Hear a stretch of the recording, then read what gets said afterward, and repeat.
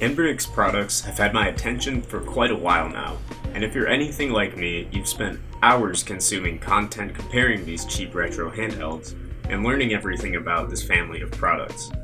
I've never owned anything out of Anbernic's lineup until now. With my latest YouTube check, I hopped on AliExpress and purchased the handheld that I've been hyper-focusing on. And here it is, the Anbernic RG40XXV. 40 is there because this unit features a gorgeous 4-inch display with minimal bezels, and the V stands for vertical, as this device features a vertical layout similar to a Game Boy. If you prefer the horizontal layout, no need to fret because Anbernic has a wide selection of H variant handhelds that feature the same chip as this unit. I opted for the white version, but there's also a transparent black colorway as well as an indigo blue variant available. The RG40XXV is powered by an H700 quad-core ARM Cortex A53 chip, paired with a dual-core G31 GPU, along with 1GB of LPDDR4 memory. For storage, the device comes included with a 64GB microSD card that's preloaded with Anbernic's Linux-based software, as well as over 10,000 games. When purchasing the handheld, you do have the option to upgrade to a larger microSD card or even a second microSD card, which the RG40 can take advantage of as it features 2 microSD card slots. For connectivity, we have both Wi-Fi and Bluetooth, allowing for external controller use and wireless file transfers. Now let's talk about this screen. It's a 4-inch IPS panel with a resolution of 640 by 480, and it looks fantastic. The display has minimal bezels, giving the device a very premium feel, especially for the price. And with Anbernic's stock OS, or the modified version I'm using, many of the consoles, such as the Game Boys, Super Nintendo, and arcade machines, feature custom bezels that give the games a lot more character and prevents those ugly black borders. On the control front, we have a very nice D-pad and our AVXY buttons in the standard Nintendo layout. Below the D-pad is a single Nintendo Switch style analog stick with a ring of RGB lights around it, which you can customize to your heart's content in the software. Lastly on the front are the start and select and menu button, and the single front firing speaker. On the back you'll find R, R2, L, and L2. These trigger buttons are very clicky and a little on the loud side. I love how the D-pad feels, and it does a good job getting those diagonal inputs for games like Contra or Super Smash TV. The analog stick is okay, it gets the job done in most 3D games, but a lot of the time I prefer using the D-pad.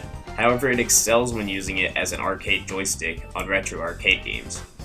If you plan on playing games that require dual analog sticks, I'd suggest checking out the RG40XXH, or you can always hook up a Bluetooth controller. Along with the mini HDMI port, you can turn this handheld into a docked home console and enjoy all of your games on the big screen when you're at home.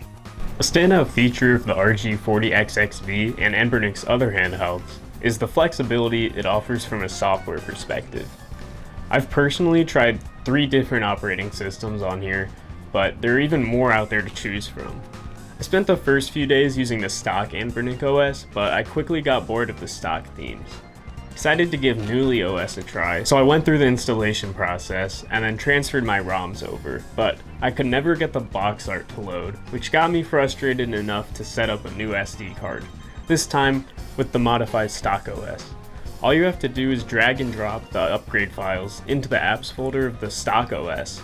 Then when you boot up the handheld, you navigate into apps and then run the upgrade package. And that's it.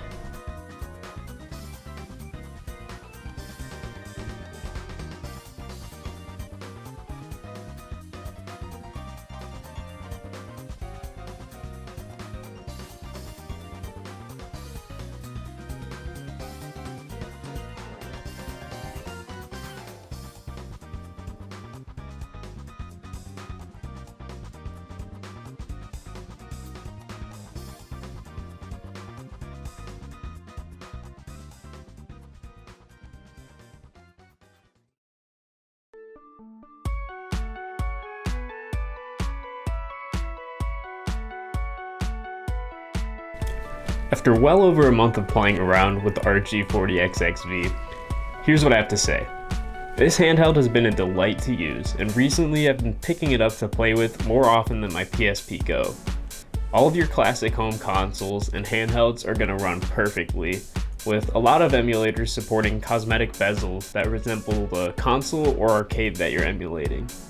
You'll be able to play everything up to PlayStation 1 at near perfect speeds, and then you'll also have the ability to run N64, Dreamcast, PSP, and Nintendo DS. Most of the N64 library runs well, although there are games that will either require tweaking to run optimally, or they just won't run well at all. I will say that a lot of the more popular titles like Mario Kart 64, Smash Bros, and Star Fox are enjoyable to play on this device. Dreamcast games run fantastically. I've really been enjoying playing Razor Freestyle Scooter, Crazy Taxi 2, Sonic Adventure, and more, although just like N64, there are certain titles that will not run properly. DS is a novelty. Playing with one screen isn't ideal, but titles like Super Mario and Pokemon are primarily top screen games. Plus, you can always quick toggle to the lower screen using the shoulder buttons, or you can choose to have both screens shrunk down to fit on the 4-inch display. To overcome the lack of a touchscreen, the analog stick acts as the control for the stylus, with the joystick's downward click acting as a tap. Although you probably won't spend too much time with DS games because a good majority are going to run like slop.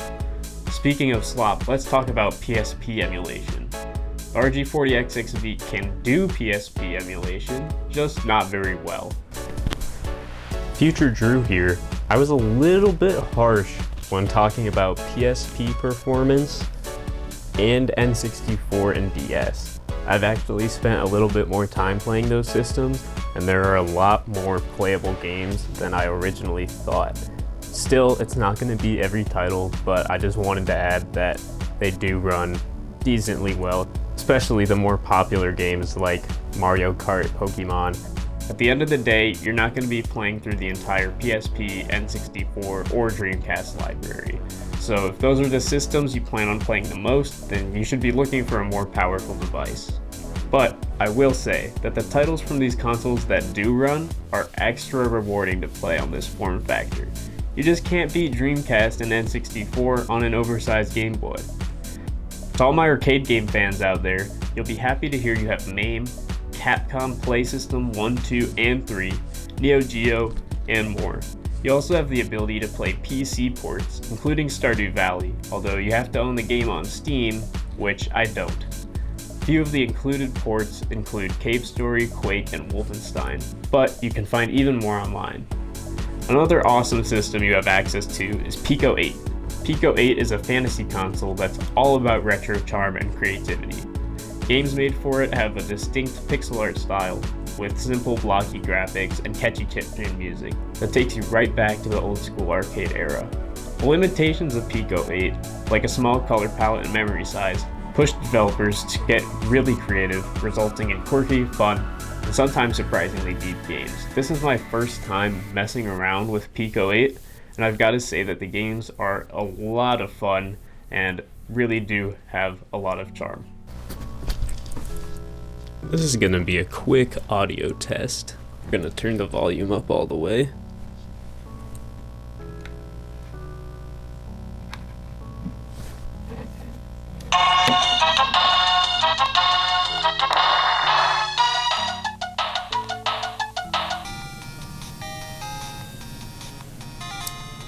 This is a speaker at 30% volume.